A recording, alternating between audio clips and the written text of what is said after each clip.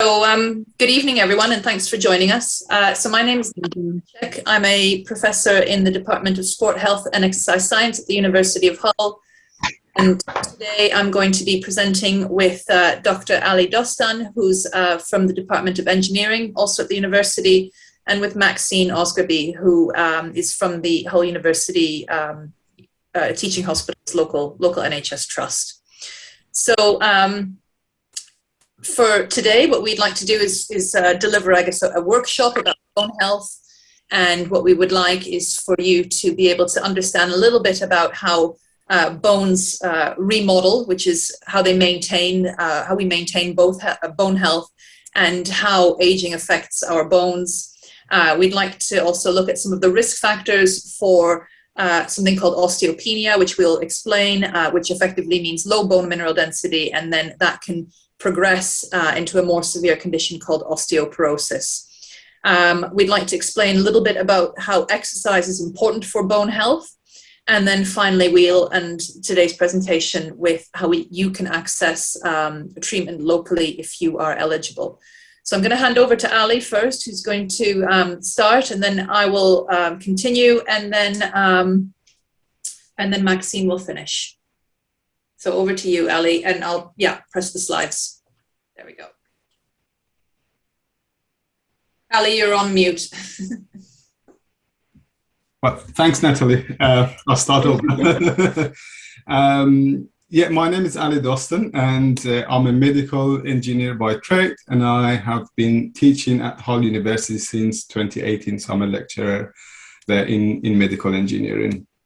And I have been working with Natalie extensively throughout my PhD as well, where we have looked at bone density and biomechanics of postmenopausal female throughout my PhD work.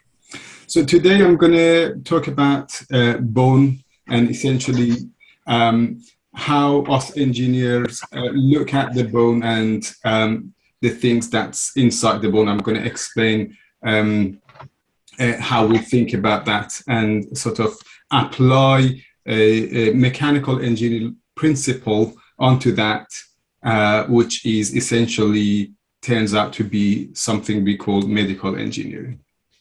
So bones are living tissues. They exist, and they're made up of cells and blood vessels, and basically their functions are they have quite multiple functions, and they support our body structures, they support organs, and also they store calciums and fat, and also they produce blood cells such as the white blood cells and the both red blood cells. Could we see the next, please? So that's how a bone looks like, what we see inside if we take a cross-sectional cut. And as you can see, in the middle, we have this red bone marrow. That's where the production of the red blood cells and white blood cells occurs. And then you can see there's a spongy part that is covering that area shown here, which is known as trabecular bone, and also which is covered by a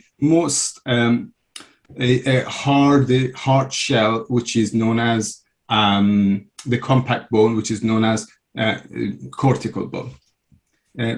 And also you can see the blood vessels that brings in the nutrition to the bone. So it is a living tissue. Could we see the next, please? Okay, so quite interesting now. It becomes more that's what we look at bone from engineering point of view, and raises the question: what do your bones have in common with Eiffel Tower? And that's an interesting thing to look at. And the person who have designed and built the Eiffel Tower, Gustavo Eiffel, in sometime around 1900, I think is it 1989 something, or 1899, something like that. Anyway, that's not important, is it? This person was inspired by the structure of the bone, and mainly the femur bone. And as you can see, if we again do a cross-sectional cut of a femur bone, this is a cadaver bone, you can see there are lots of sort of matrix. There are matrix lattice that are laid, as you can see here on the left image, and oriented in the direction that the force are applied onto the bone. And what it does here is basically creates a compact structure, which is also in engineering known as sandwich structure, which is lightweight, and it has a great load-bearing strength as well. So the person who have designed and built the Eiffel Tower was inspired by this, and basically put in all these studs and struts in the orientation that the tower could withstand its own weight. The weight is something about roughly 10 million kilos, I think, roughly about, yeah. And so there is something also that is not very similar to the Eiffel Tower when we are looking at our bone, and that's our bone is a smart structure. It's basically a smart material. What it means, it can adjust itself according to the load that it undergo with. Okay, so if we apply more load, bone can adjust itself, adapt, and become stronger. If we do not, then vice versa. Could we see the next slide, please? So this is goes by something we know as Wolff's law, and this is established in 1900 by a researcher, by a mathematician, who have basically found the relationship between the load and the strength of the bone. So you can see if you apply forces onto the bone, bone becomes stronger and adapts itself according to that load. And how those forces and load apply, well, is basically through the gravity as we walk, and also through the contraction of the muscles that apply some sort of strain at the local level to the bone. Could we see the next, please? And here is a well, semi-realistic example of that, an individual, active individual with strong bones and a person with sedentary lifestyle. Next, please. Furthermore, in sometime about 1960s, another researcher called Frost came with the idea to look at the bone a little bit more in depth. Again, he did some more engineering work on that. And what he did was he basically put a strain gauge, which is a basic transducer. And what it does, it can measure the level of strain when we apply some load or force onto the bone. And he started to measure that. And what he found that it seems like a loop. So when we apply the force onto a local level, and if we look at that level locally, so we look at force per area, which is known as stress, we will see that stress is proportional to the strain that is applied. And what strain is basically, if you think about a rubber band, just like that, and if you apply a force onto that, you can see we can extend that up to some level. And that force is proportional to the level of extension. And in a way, you can basically think about that as well. So stress is force per square meter or per square area. and strain is that extension over the original length that you can see here. Could we see the next slide, please? And then when we looked at this, when this person, well, Frost, looked at this more in depth, he found out when that level of strain, when we extend that bone to a certain level, which is something about 1,500 microstrain, we reach a level that we stimulate the bone growth. And this is basically the theory of mechanostat theory. And next, please. So what it does, could we see the next slide, please? So what it does, there are some other cells in our bone, which are known as osteoclast, osteoblast, and osteocytes. And these are stimulated by those extension that we apply, those strain that we apply onto the bone due to the bone contraction or the gravity. And what happens there, those osteoclast cells, they remove the bone on a daily basis, and then osteoblast, they rebuild the bone again on a daily basis as well. And there's another cells called osteocytes, which their job is to transmit those signals due to those strain onto osteoblasts and osteoclasts to tell them that they need to remove the cell and then rebuild the cell at a certain rate. And obviously this is stimulated by the forces that we apply, but the process is much more complex, and hormones such as estrogen can also affect the rate which they will work. And Professor Vanicek will tell you a little bit more about that. Could we see next slide? So when there is some sort of imbalance in between the rate of work of osteoblasts and osteoclasts, we end up with thin and brittle bones, which the disease is a silent disease known as osteoporosis.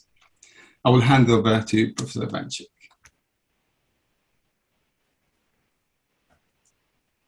Thanks, Ali. So I think Ali hit the nail on the head there by saying that osteoporosis is a silent disease. And often people don't know that they're osteoporotic or that they have low bone mineral density until they may fracture, they may experience a bone fracture. So what are some of the determinants that we have in terms of what factors determine our bone mass? So there are several factors. These can be genetic, so gender or sex, I should say, rather than gender, sex, and age, and also age at puberty, the amount of exercise that we do, so our lifestyle habits, our dietary calcium intake, other lifestyle habits such as smoking and alcohol, other chronic diseases that we may experience, and then secondary osteoporosis. So all of these factors here determine our bone mass.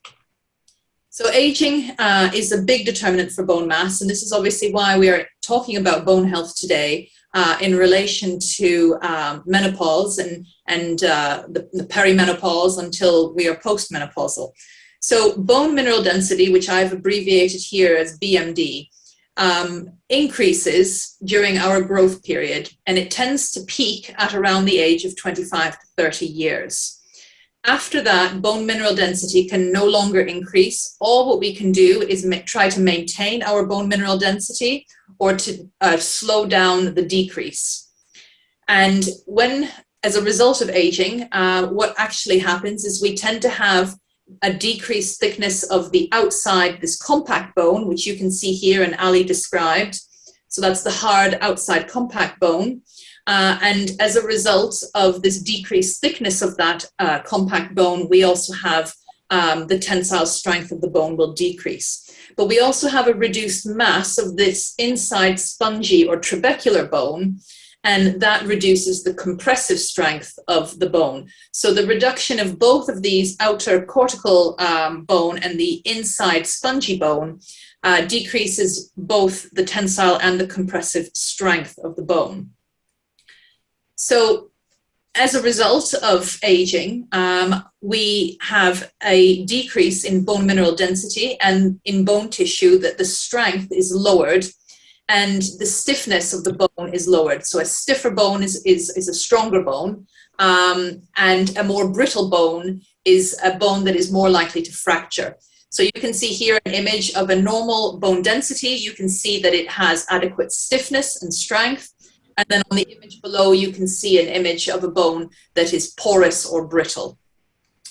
And as I mentioned, as a result of, and just simply the natural aging process that we experience, we will have a reduction not only in bone mineral density, but also as a result of, or the strength will decrease and the stiffness will decrease. And again, this tends to make bones more fragile. Now, this will, there's several factors that influence the natural age-related process that affects bone. As I spoke about earlier, sex, so rather than gender, we should have the word sex here, age, menopause, any kind of endocrine abnormalities, inactivity, so by that we mean lifestyle habits and leading a more sedentary life. Disuse, which Ali referred to, is that if the bone isn't loaded, then the bone cells that that resorb the bone, that eat the bone effectively, their activity will increase, and the cells that are responsible for bone makeup will decrease. And you will have because bone stores calcium, there'll be a deficiency in calcium. And again, this decline in bone mass is more pronounced in females. And I think it's probably best illustrated by this particular graph right here. So if you imagine that age is on the horizontal x-axis and we have bone mass on the vertical y-axis. And what you can see is at the age of around 25 to 30, you'll experience, both males and females will experience their peak bone mass. And after that, you can see that bone mass sort of plateaus, but with the onset of menopause, which in women is around the age of 50, there is a marked or a sharp decrease in bone mineral density. And you can see then that in older age, compared to men or to males, that the bone mineral density in females is much lower. So if you have any teenage or daughters in their early 20s, one of the best things you can recommend to them is to lead active lifestyles so that they can increase their bone mass during this pivotal age when bone mass is increasing. And again, after that peak bone mass, all what we can do is try to maintain our bone mass or to slow the natural decline that would happen. So the average age of menopause is approximately 51 years. The World Health Organization defines natural menopause as the cessation of menstrual cycle for at least 12 consecutive months. So that is what we call amenorrhea, which is the cessation of the menstrual cycle. So, and again, cessation is other than pregnancy. And early menopause can be characterized as being someone who experiences the cessation of the menstrual cycle under the age of 45 years. Now, with the onset of menopause, because we have this natural decrease in bone mineral density that occurs because of the depletion of hormones such as estrogen, there is the increased risk of fracturing. And you can see here a sex comparison, I suppose, between females and males. And you can see at some of the key sites that we measure bone mineral density and some of the key sites of fracturing, which are the forearm, so at the wrist, vertebral fractures, and then also at the hip. And you can see that overall, the risk of females experiencing a fracture is higher compared to males. And you can see, again, according to the location, at the forearm in particular and at the hip. So osteoporosis is, as Ali mentioned, it's a silent disease. People don't tend to know that they have osteoporosis until they may have experienced a fall and as a result of that fall have fractured, or if they have experienced a fracture in other circumstances. As I say, osteoporosis is a further decrease of bone mineral density beyond something called osteopenia, which I'll explain in a few slides. And it's a disease that results in bone loss, bone mineral density depletion, or bone mineral density decrease. And it results in these brittle bones, which are very susceptible to fracture. There's approximately 3 million people in the UK, and it's predominantly females. And as a result of osteoporosis, there's about 500,000 fragility factors that occur. And you can see that this increases when we look at the different decades of life from 50 to 59 and over. And you can see that 70% of women who are aged 80 years and over will have a fragility fracture every year. And again, this is based on data from the US and in Caucasian women. So as a result of these brittle bones, there's the tendency to fracture. It could be with no or only a minimal load.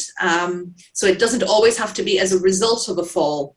Once a person has fractured, there's a further increase of experiencing a fracture. And when you had a vertebral fracture, there's a further 5 times increase of a further fracture. And again, this increases with increasing age. So again, bones become osteoporotic because we have a mismatch in activity between the 2 cells that are responsible for bone breakdown and bone makeup, so or bone formation. So we have an increased activity of the cells that are responsible for bone breakdown, and we have a decreased activity, and those are the osteoclasts, and we have a decreased activity in the bones that are responsible for bone formation. And again, usually in a normal bone that is being loaded, the bone cells are constantly breaking down bone and making bone, but there is a homeostasis, there's a balance that's achieved. But when we have osteopenia or then osteoporosis, there's a mismatch in activity between these 2 cells. And again, you can see the structure. We've shown a few images here of a normal bone matrix. So this is the trabecular bone, which we would normally see in the neck of the femur, which is the thigh bone. And you can see that it's quite strong and dense, but then it becomes more brittle, more honeycomb-like, and this is indicative of a bone that is osteoporotic. So I'm sure that one of the things that people are more interested in, or you know, is how does it affect me, and what are the risk factors for developing osteoporosis? So in terms of some of the genetic factors, there's sex. Again, rather than that word gender, there's sex. And again, women are more susceptible, or females are more susceptible to that decrease in bone mineral density, as you saw in that previous graph, and particularly with that onset of menopause. Somebody who is white or Asian in ethnicity also has an increased chance of developing osteoporosis. Women or people who already have low peak bone mass, perhaps because they led a more sedentary lifestyle in their teenage and 20 years. So anybody who has already low peak bone mass will be more susceptible to developing osteoporosis in the longer term. And somebody who has a family member who has a previous fracture or a history of fractures in the family is, again, a strong indicator of what may be a risk factor for osteoporosis. Some of the medical conditions are, I know menopause is a natural condition, but early onset of menopause, or simply the natural occurring of menopause, again, it becomes a risk factor. Any kind of menstrual dysfunction and any kind of steroid use, particularly oral, and I think Maxine will talk about this a little bit at the end, is another risk factor for developing osteoporosis. Lifestyle factors are smoking and alcohol use, and again, from a lifestyle perspective, is leading a sedentary lifestyle where the bone isn't loaded. When a bone is loaded, even with the onset of menopause, the osteoblasts and the osteoclasts, those two cells responsible for breaking down bone and then reforming bone, can maintain that homeostasis, that balance. But if there is no load, then we will have a decrease in bone mineral density. In terms of our nutrition, important to keep a healthy diet and lots of rainbow colors. From the onset of menopause or perimenopause, it's important also to potentially eat soy products if you're not allergic to them. That is one way of keeping that good nutrition, but also maintaining calcium and with vitamin D. So anybody who has a low calcium diet or vitamin D deficiency, again, is more susceptible to developing osteoporosis. And we also have here a vitamin A excess. So because it's a silent disease, there sometimes are some symptoms that may develop, and they'll tend to develop into older age, so quite a bit post-menopause. But we generally consider osteoporosis as quite a silent disease. People don't know that they are osteoporotic until they may have fallen or fractured. So you see here an image of a skeleton at the age of 55 years, and then you see 10 years later at 65 years, and then a further 10 years at 75 years. And what you can see here is a decrease in height. So the person's height is decreased, usually as a result of curvatures, abnormal curvatures developing in the vertebral column. So here in the thoracic region, and as a result of that, you can see that the person has a more hunched over posture. You can see that the ribs have moved downwards, and that there's what we call abdominal distension, or sort of a pot belly appearance. If this proceeds or progresses even more, what you may find in a much more severe case is that obviously stature or height will decrease even further, and that you may get a situation where actually the lowest ribs are actually sitting on top of the pelvis, and you get this further abdominal distension. So these are some images that might show a skeleton or what it would look like, what a skeleton would look like as a person decreases in height, and there's these changes in the curvatures, the natural curvatures in the vertebral column. So this thoracic kyphosis is this exaggerated curvature in the thoracic region, which is the vertebrae that are attached to the ribs. The postural changes are this sort of pot belly, I guess, or extension in the abdominal area.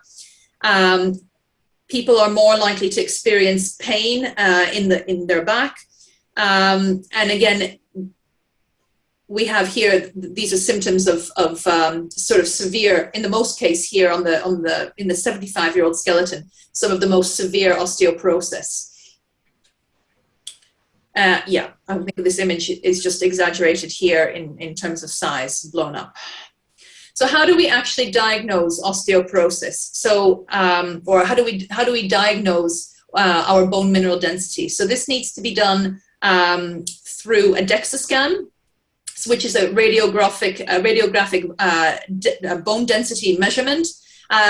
DEXA scan doesn't only measure bone, it can also measure muscle mass and body composition, but it is, I think, one of the gold standard measurements that is used to quantify our bone mineral density.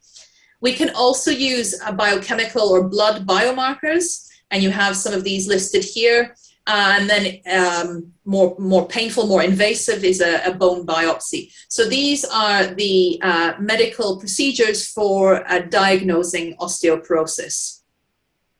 So how do we interpret the results from a DEXA scan? So the DEXA scan provides a measure of cortical and trabecular bone, and again, remembering that the cortical bone is that hard outer bone, and the trabecular bone is the inside, more spongy bone. And what we want to do is we want to have an indication of what our bone mineral density is. And bone mineral density, by definition, is total bone mineral content divided by an area over a specific region. And these regions that tend to be measured are the head of the femur, so the top of the thigh bone, some of the vertebrae as well. You can measure BMD in various body parts. You can measure it in the heel bone, so the calcaneus, or in the vertebrae. but we do tend to measure the bone mineral density in the thigh bone. It's measured in grams per centimeter square. And then I guess the two important measures that we get from the DEXA scan at the end of the day is something what we call the Z-score and the T-score. So the Z-score will compare a person's bone mineral density with an age-matched group. So if you are a 50-year-old female, then the Z-score will compare your bone mineral density to that of a big database of other 50-year-old or similar age women or females. And so this will help indicate whether you're losing bone more rapidly than your peers. But if lots of your peers are, or the database is, for example, full of women who are equally have low bone mineral density, then that's not necessarily a comparison to what is a gold standard healthy bone.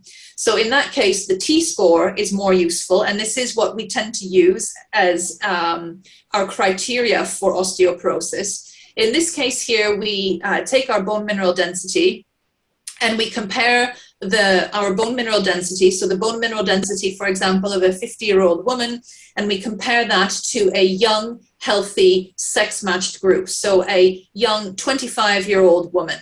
And so what we can see there is a comparison of an older woman compared to a younger woman, and that is how we use, or that is the T-score. And so the World Health Organization, again, uses the definitions of osteoporosis based on T-score. So I think this image here illustrates the importance of T-score and the different ranges really nicely. So basically, if you have a T-score that is between +1 and -1 standard deviations above or below what is considered our reference value of a young 25-year-old woman, then you would be considered to have a normal bone density. So if you're ±1 standard deviation compared to a young, healthy woman, then you have normal bone density. If you are between -1 and -2.5 standard deviations below the T-value or the T-score of a young, healthy woman, then you would be considered to be osteopenic or have osteopenia. So osteopenia means that you have lower bone mineral density, but it hasn't yet progressed to osteoporosis.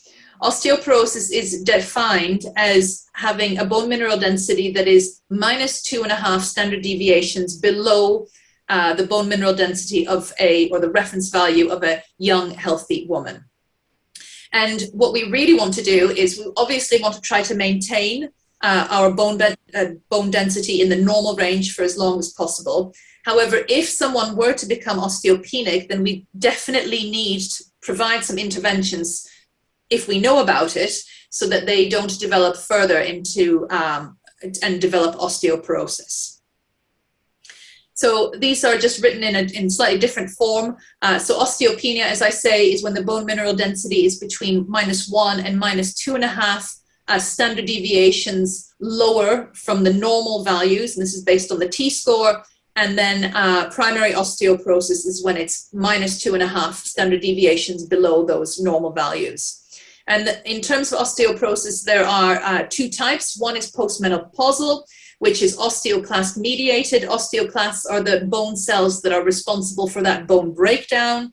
So it means that it's primarily as a result of those cells being more active than the opposite cells, which are the builders. So the bone breakdown cells are more active than the bone builder cells.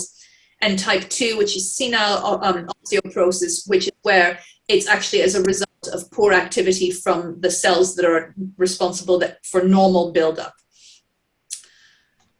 So in terms of the impact, I guess, of osteoporosis, we know that as we age, there's a natural tendency to experience a fall. Young children fall over very frequently.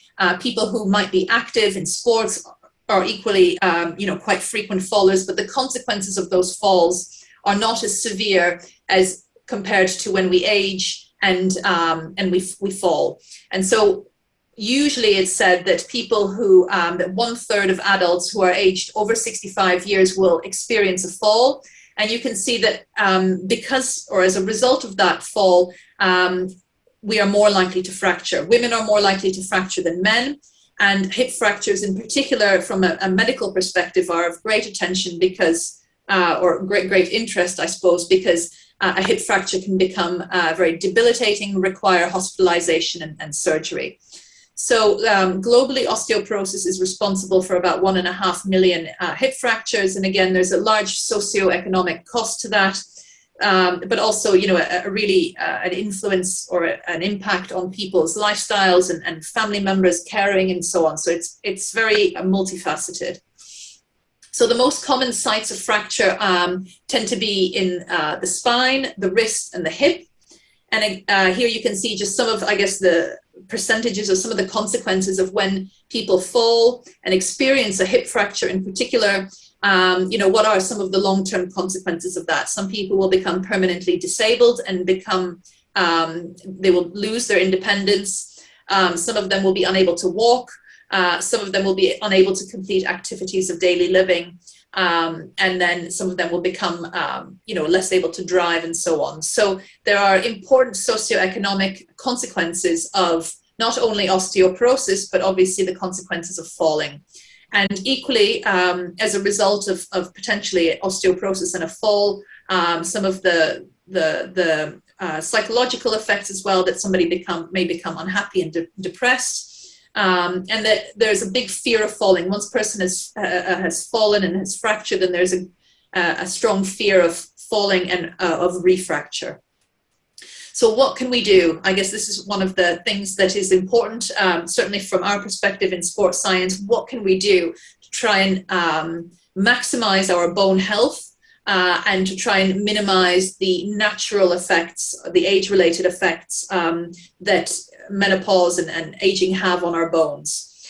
So as Ali explained, this homeostasis between the bone cells that are responsible for breaking down the bone and making up the bone, what we want to do is we want to load the bone so that those bone cells will be in happy homeostasis, so they'll have this happy balance. And bone formation occurs when the bone is loaded. So what do we want to do to load our bones? We want to try and engage, and for people who are already active, we want to try and increase the impact that they might have or that they might experience through exercise. For people who are inactive, any type of activity that gets them up out of a chair and weight bearing will be better than sitting down. So I think it's two important baselines that we need to consider. For people who are sedentary, it's important that we get them up out of a seated position and that we get those bones loaded. For people who are already moderately active, it's important that we start to increase the load that those bones experience. And so activities like jogging, dancing, stair climbing, tennis and strength training are some examples. You might wonder, why tennis? Well, tennis is actually very multi-directional, and so the bone is loaded in different dimensions, and that's really important for bone. So it's not just tennis, it can be something like football or rugby, any kind of sport where there's, or even dancing, ballroom dancing, or any kind of sort of Zumba exercise where there's particularly a change in direction, helps to load the bone from in different dimensions or different planes. Strength training is equally important. As Ali mentioned, it's not just about the effects of gravity on the bones and the forces from the ground up onto the bones, but actually it's also the pull of the muscle on those bones. And that's where that strength training is really important. So I think that the important thing here is to remember that if somebody is quite sedentary, simply becoming more active and weight bearing is a step in the direction. And for people who are already moderately active, trying to increase the impact on the bone would help to promote bone health in particular. Walking is one of the best ways that we can remain physically active.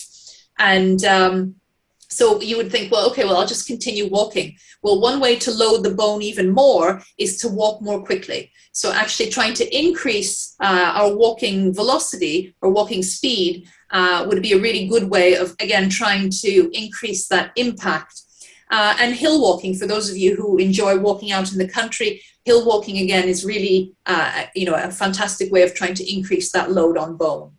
And sometimes what we're interested in is this rapid rate of loading. So exercises like jumping in particular would help to increase that rapid rate. So sometimes, again, we don't need a lot of loading cycles. So you can have quite high impact, but lower frequency. I don't recommend this for somebody who's completely sedentary. Again, this would be more recommended for somebody who already has a moderately physically active lifestyle, to try and increase that load rate. And sometimes not so many repetitions, I suppose, are necessary. So you do a bit more for a short duration. So something like a high intensity interval training, again, would be good for somebody who is already at a moderately physically active level. As I mentioned, any kind of novel load, so changing in direction or changing our exercise. So if you are a runner and you're constantly running, then to change up that running, to introduce different types of sport, whether it's squash or tennis or any racquetball or any kind of load bearing that maybe tries to change the directions in which you move. Because bone responds to where the bone is loaded. So again, some examples of higher impact type of exercise are box jumps and plyometric exercises. This uses a stretch shorten cycle where we stretch the muscle before it contracts and releases that energy back. So the muscle first absorbs energy before it generates that energy back. Box drops or jumps, particularly jumping down, because obviously that helps to increase the impact. And then following that with a vertical jump upwards. Skipping is another example where, again, you are vertical jumps where you're loading the bone. In this case here, it's more unidirectional, but any kind of multi-directional movement is really beneficial as well. I mentioned earlier about walking, and I said hill walking. When we run or walk downhill, our muscles are undergoing what we call eccentric muscle contractions, which means they're lengthening. So they're effectively like putting the brakes on, they're decelerating, they're slowing us down. And this type of contraction actually helps to increase muscle strength more, and it equally loads the bones. And that's so any kind of exercise that particularly emphasizes that eccentric contraction would be really important. Of course, resistance training is important. It's important that we have a strong musculoskeletal system so that we also prevent any falls, any future falls. So it's a combination of all different types of exercises. So the balance is important to prevent the falls, and the strength is important to help us maintain that active lifestyle. And again, this example of eccentric contraction. So in terms of exercise training, what can we do? What are the effects of exercise training? What we really, at the age past our peak bone mineral density, what we're really about is trying to preserve our bone mineral density. So to lessen that decrease, so it's more of a plateau rather than a sharp decrease, and then to just slow that decrease down. And we can do that by increasing our muscle mass, increasing our strength, increasing our balance. Improving, of course, our overall cardiovascular fitness is important, not just for bone, but for our other biological systems, and I guess overall increasing physical activity. In terms of non-pharmacological management, again, we want to increase our calcium intake, but keeping in mind that we shouldn't take calcium in isolation. We should take a calcium supplement in a combination with vitamin D. Want to increase our weight bearing and strengthening exercises, and again, any kind of falls prevention techniques. There are certain programs out there for potentially older individuals that are who are really not very physically active, and these are techniques which are really about preventing falls. I think what I was speaking about earlier was really trying to minimize that decrease in bone mineral density through higher impact or higher loading type of exercises. So how can we optimize our peak bone mass? Again, keeping in mind that we our peak bone mass tends to occur around the ages of 25, 30. So again, for those of you with teenagers, female teenagers in the house, is really trying to increase that bone mineral density at that time. So what we want to do is to avoid bad lifestyle habits, so avoid smoking, alcohol intake, to moderate that. Once we are in the menopause, to consider hormone replacement therapy. It is one strategy to help increase or to improve, I should say, bone health. Engage in weight-bearing exercise. Anything is better than nothing. For those of you who maybe aren't aware of how much exercise you should be doing, the NHS recommend 150 minutes of moderate exercise per week. And what they call moderate intensity exercise is when you can exercise where you can still speak, but you can't sing. You feel a bit warmer, you feel a little bit sweatier, and there's different types of exercises that can achieve that moderate intensity. But what the guidelines recommend is a minimum of 150 minutes of moderate exercise spread out throughout the week, or 75 minutes of vigorous exercise, and that is where you can't sing, for example. You can just about speak. So that's a faster run rather than a light jog. We want safe sunlight exposure, of course. That helps to bring our vitamin D, or to supplement our calcium with vitamin D, and to maintain a healthy body. So I'm going to hand it over now to Maxine. Okay, thank you. Can you hear me? So I guess I'm the Chief Technician at the Centre for Metabolic Bone Disease at the Hull Royal Infirmary, and I guess my role is just to not alarm you that everybody would need to come to us for a scan, and just say who we see and why we see them.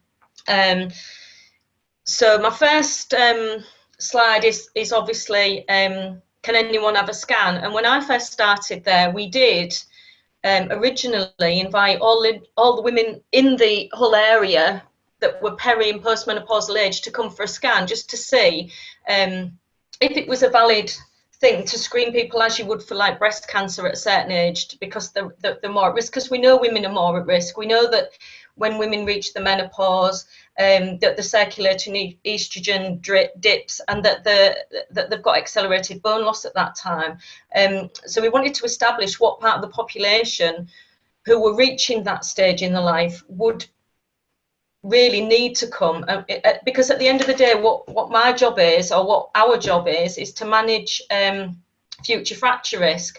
So we take all the evidence and we look and see who we think we need to intervene and treat and who we don't. And so we did all the ladies in the area, and we found that probably we was only capturing about 30% of the people that actually needed to attend for a DEXA scan. So we had to go back and think about who we should invite and why, and that's how we became or how we came across our list of inclusion, exclusion criteria for people who would need to come, because we've already said it does involve X-ray, so you just can't irradiate everybody just for the sake of it, just to see if you're only capturing 30% of the population that need to come. And another thing that's important to say is that when we say we're managing fracture risk, you could be severely osteoporotic and not fracture all your life, but you're more at risk of fracturing, and that's what we look at. And we look at other risk factors, because people might not just have one fracture risk, they might have a multiple things going on due to all different lifestyle choices, due to medication, due to lots of things. And we know that age is an independent risk on its own, because we know that the skeleton ages, and we know that we reach pinnacle bone mass, and then for everybody, the average at trabecular sites, which is the sites that we've spoken about, that is the thin network that thins over time and is more porous. We know that at those sites, you will lose 3% a year annually once we've reached our pinnacle bone mass, and that's across everybody, that's males and females. So we factor that into how we treat people as well. So what are we on? So the next slide is our risk factors, and they include fracture or height loss, which we've spoken about. As Natalie's always said, if you have a trabecular fracture, within the vertebrae, then you're 5 times more likely in the next year to fracture again. So we know that that's a risk, and so we factor that in. We also know that height loss is an indicator that perhaps there is a fracture there within the, and for us, we would say significant height loss is anything from 3 centimetres. So we would do a lateral scan on those patients. We would look at a lateral view of the spine, and we would look at any fracture loss within the vertebrae in the lumbar and the trabecular spine, lumbar and thoracic spine, sorry. And sometimes you can lose a lot of height just through disc degeneration and other things going on. But what we tend to do is if anyone's over 65, if they're on long-term steroids, or if they've had significant height loss, we would do a lateral scan of the spine just to check, just to be, for what it takes, just to make sure. So we've also gone through the early menopause in females. So we know that low testosterone in males and early menopause in females. But it's also important to say that sometimes women start the periods late as well. So that the estrogen in the cycle hasn't been there as long as other people. So the national average for menopause is 51 for us to lose the circulatory and estrogen. But also sort of females that have late onset of periods for many reasons means that they've minimised that estrogen within their cycle as well, so they can be more at risk. So we look at all this on our questionnaires, so we would ask all this. People think we're being really nosy, but actually every question that we ask has an implication to how we report that individual's x-rays, because it is very holistic. It does sort of gear around the individual. So again, we know that this circulatory and estrogen in both males and females is important to keep our bones strong. We've talked about medical conditions, and I'll go into that a little bit more. Oral steroids, and it does tend to be oral. Inhaled steroids do not impact the body and the bone as much. And some people might have steroids that are intermittent and for short term, and they don't tend to matter as much. It's more people that are on oral steroids long term. So we'll go into that. Family history. So obviously, if you've got a family history of, and we look at things like hip fractures in the family, because they can be an impact on future fracture risk of others in the family. So we'll look at family history, and we'll look at other fractures, other risk factors as well. So if we go on to the next slide. So we've gone through this about vertebral height loss, and that height loss might suggest that there is a risk of if it's a significant height loss, and so that's when we do the x-rays that goes literally from L5 right up to the neck, really. So we're looking at the full S shape of the vertebra all the way up. If we go on to the next slide, we've kind of covered, I think.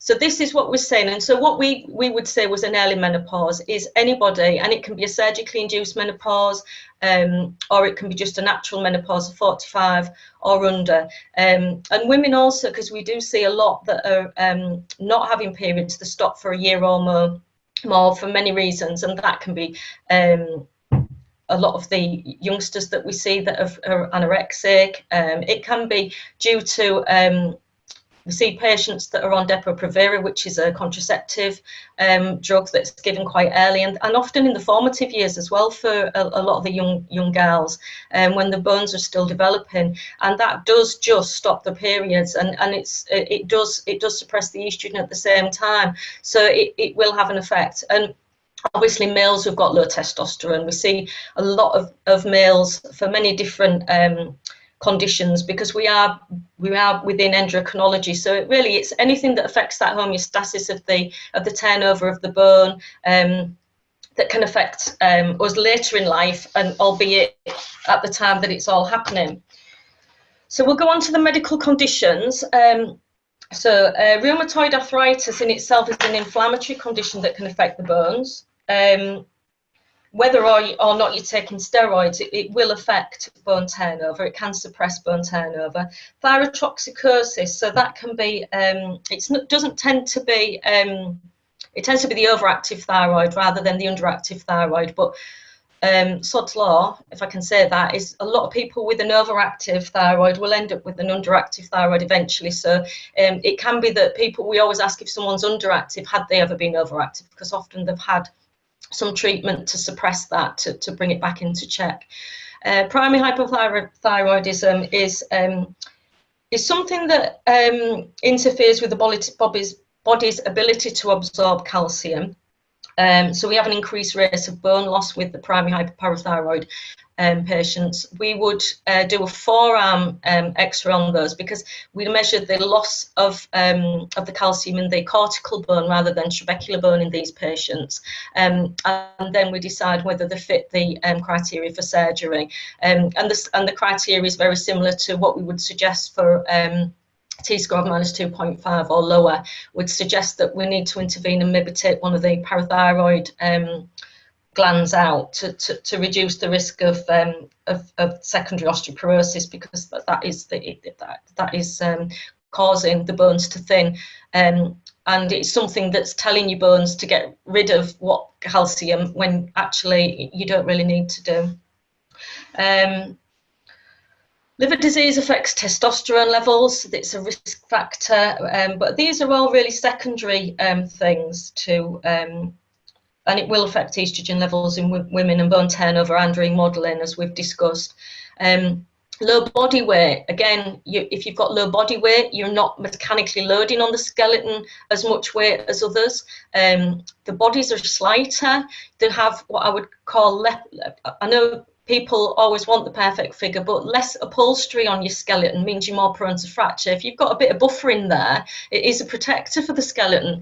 And obviously anorexia, because that will affect the nutrition that we're putting into the body, and it also suppresses the periods as well. So they're not getting the estrogen, and they're not absorbing the nutrients to promote good calcium in the body either.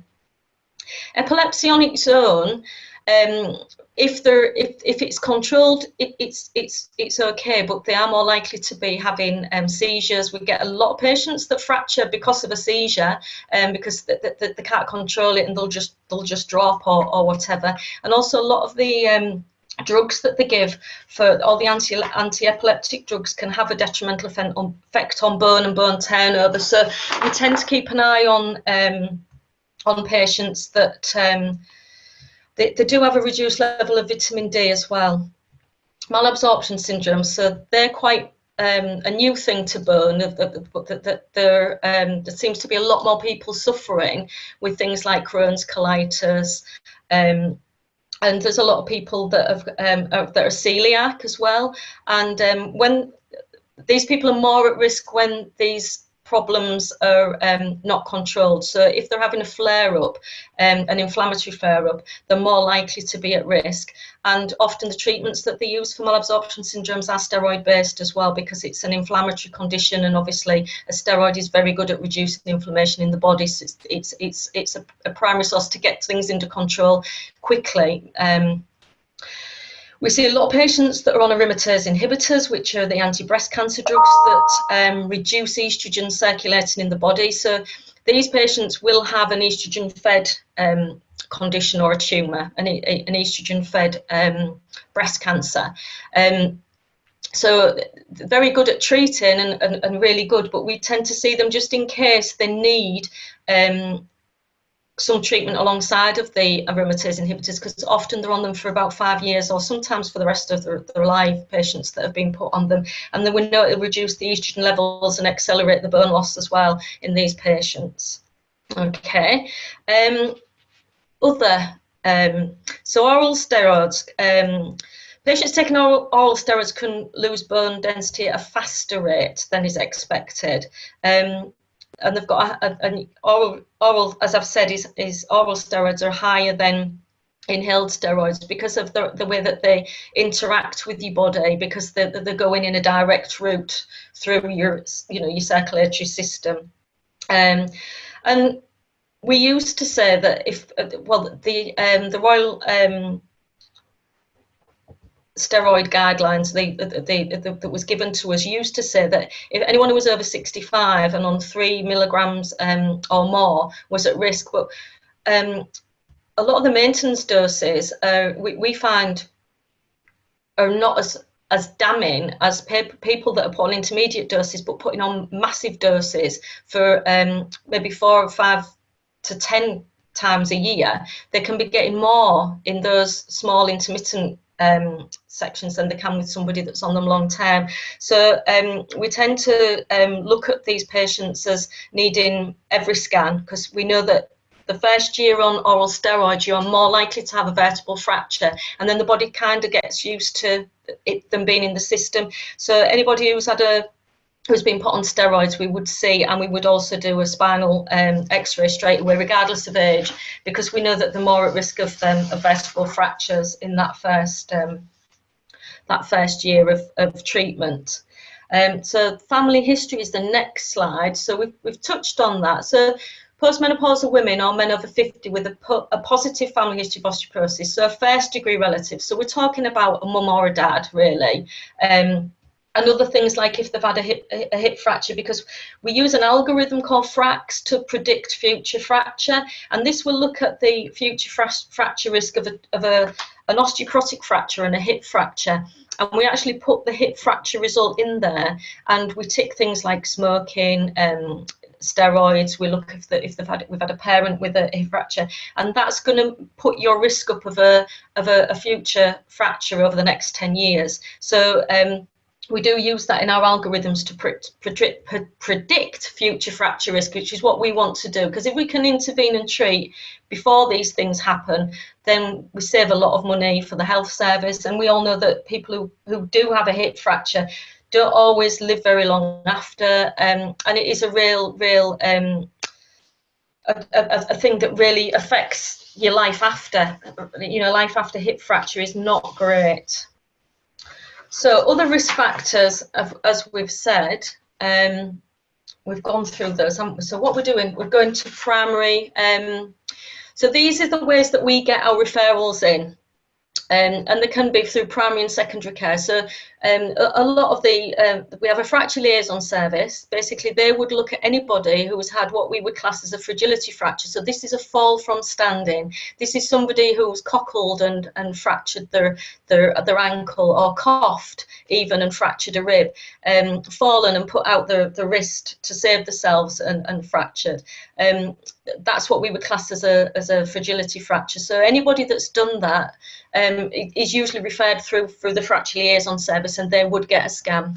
We see a lot come through primary care or nurse practitioners, and for many reasons, like all the risk assessment things that we look at, and all the reasons that we would consider that you would meet the criteria for one of our x-rays. And secondary care, so they're all the consultants with the hospital that would be looking at the predisposed secondary osteoporosis reasons for people to come to us. So, you know, like we've already said, we see everything and everybody really nowadays. It used to be that we only used to run clinics for rheumatology, metabolic bone and menopause, but now, you know, we mixed across to lots, and paediatrics as well, because we've got paediatric software on the scanners, so we can assess paediatrics, even though they don't fall into the reference range always. We can predict future fracture with those group of patients as well. And again, dentists often refer in, and physiotherapy, and often because they've seen an x-ray that looks as if the bones are a bit on the thin side, they will send people to us. Okay. I'm not really up on the menopausal services post-COVID, because I know that a lot of the drop-in centres are a bit overrun with doing other things like coils at the minute, doing the Marina coils, but there are some drop-in centres still in Hull. I think the Wilberforce Centre and the Storage Street, one of the main ones that work with all the sexual health, and you can pop in, but I think your first port of call would be your GP to go through over your menopausal symptoms. Often they have a specialist nurse or a GP that's usually female that is particularly well versed on where to go from there, and it shouldn't be that they just do blood tests and things like that. They should go through all your symptoms, and it might be that you keep a diary yourself of how things are occurring and such like, but they shouldn't just pass you aside. They should have someone that can flag you or signpost you into the areas that you need to be. And one thing that I looked at when I was going through the menopause was I looked at all sorts of tools, and this managemymenopause.co.uk is like a little short questionnaire, so it's tailored around the individual, but it takes everything that you've told it and gives you your own little booklet as to guidelines, and it does cover things like exercise and things to moderate your mood and all things like that. So that's quite a helpful tool if anybody's looking for something just to look at for themselves. And that's me about done, I think. Oh, this was just a little bit of a thing that I put in for when I did the other talk for the menopausal ladies, just to sort of say, do you think that this lady should be, should come for a scan? So if you're still having periods at 50, you've got a positive first degree relative with history of fracture, you've got a healthy diet, you're an ex-smoker, no previous fragility fractures, osteoarthritis, would we assess BMD? And I would say, you're an ex-smoker, so you've corrected that. You've not had a fracture, so we don't worry about osteoarthritis is a non-inflammatory, and it is often to do with the bones over remodeling in sites rather than anything else. The only one thing there that would be an indicator would be the positive first degree relative with a history of fracture, and so we would maybe look at what fracture they'd had and how they'd sustained the fracture. But generally speaking, if you're still menstruating and you've got a healthy diet, you've not fractured, we wouldn't tend to see you in the centre for a scan. Whereas if you're a 35-year-old lady and you've had the Depo-Provera contraceptive injection, which in itself is a risk factor, we would look at how long you've had it and if you'd been monitored during the time that you'd had it, because they should be looked at and scanned every 5 years, or we would advocate that if you take it, you should be scanned every 5 years. If you've got a good diet and exercise regime, then you're doing all the right things. But a selective serotonin reuptake inhibitor is also a drug that can affect your bone. It does affect the absorption and reuptake of certain, it can cause you to fall. And because the serotonin receptors are found in all our major bone cells, it can affect that remodeling process. So it can disrupt the difference between us losing bone and remodeling the bone. So it can have a disruption there. So, and obviously we've said it's progesterone only, so this contraceptive suppresses estrogen. So those were just 2 case studies that ended up being in this, but they were in my original menopause talk that I gave to the ladies earlier on this year. So that's me done. Thank you very much.